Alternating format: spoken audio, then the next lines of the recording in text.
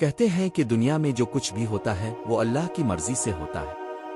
کوئی فقیر ہو یا بادشاہ، مزدور ہو یا تاجر، سب کا رزق اللہ کے ہاتھ میں ہے۔ آج میں آپ کو ایک ایسے اللہ والے اور ایک مزدور کی کہانی سنانے جا رہا ہوں جو ہمیں صبر، توکل اور سچائی کا سبق دیتی ہے۔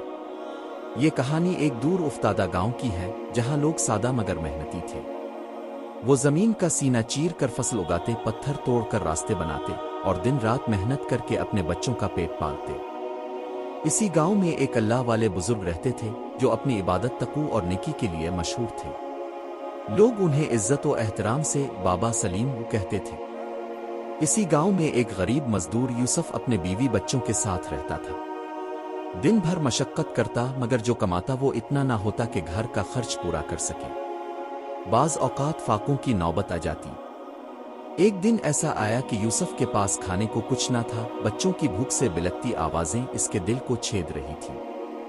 یوسف کے دل میں کئی وسوسے آئے مگر اس کے ایمان نے اسے کسی غلط راستے پر جانے سے روکے رکھا۔ وہ اپنے حالات سے مایوس ہو کر اللہ کے ولی بابا سلیم کے پاس گیا۔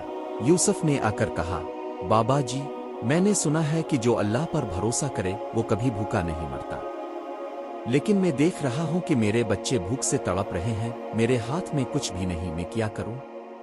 بابا سلیم مسکرائے اور بولے، بیٹا صبر کرو، اللہ تمہاری دعا ضرور سنے گا۔ جاؤ آج بھی اپنے معمول کے مطابق محنت کرو اور دیکھو کہ تمہیں کیا ملتا ہے، لیکن ایک بات یاد رکھنا، جو بھی ملے اس میں اللہ کی رضا تلاش کرنا۔ یوسف دل ہی دل میں سوچتا رہا کہ بابا جی نے کیا کہہ دیا، لیکن اس کے پاس اور کوئی راستہ نہ تھا۔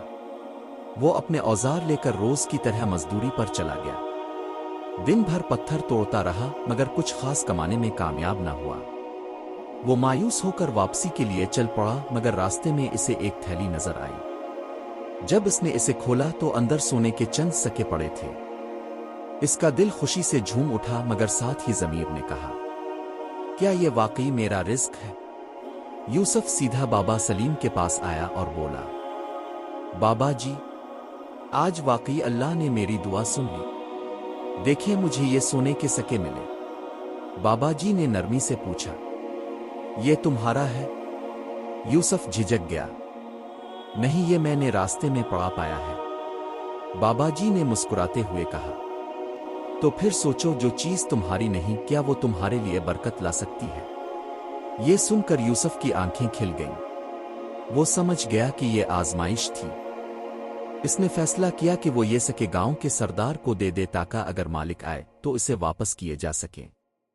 اگلے دن وہ شخص جس کے سکے کھوئے تھے سردار کے دربار میں آیا اور اپنی گمشدہ رقم کے بارے میں پوچھا۔ جب اسے پتہ چلا کہ یوسف نے ایمانداری سے اس کے سکے واپس کیے ہیں تو وہ حیران رہ گیا۔ اس نے یوسف کو گلے لگایا اور کہا، تم جیسے ایماندار لوگ دنیا میں کم ہیں۔ میں ایک تاجر ہوں اور میں ایسے ہی کسی ایماندار شخص کو اپنا کاروبار سونپنا چاہتا تھا۔ آج سے تم میرے کاروبار کے شریک ہو۔ یوسف کی آنکھوں میں خوشی کے آنسو آ گئے۔ جو شخص کل تک 2 وقت کی روٹی کے لیے ترس رہا تھا، آج اللہ نے اس کے لیے رزق کے دروازے کھول دیے تھے۔ بابا سلیم نے یوسف کو دیکھا اور کہا، دیکھا بیٹا، اللہ نے تمہارے ایمان، صبر اور ایمانداری کا کیسا صلہ دیا۔ اگر تم وہ سکے رکھ لیتے تو شاید وہ چند دن تمہیں خوش رکھتے، مگر آج تمہیں ایک نیا راستہ مل گیا۔ ایمانداری کبھی رائیگاں نہیں جاتی، صبر کا پھل ہمیشہ میٹھا ہوتا ہے، اللہ پر بھروسہ رکھنے والا کبھی مایوس نہیں ہوتا۔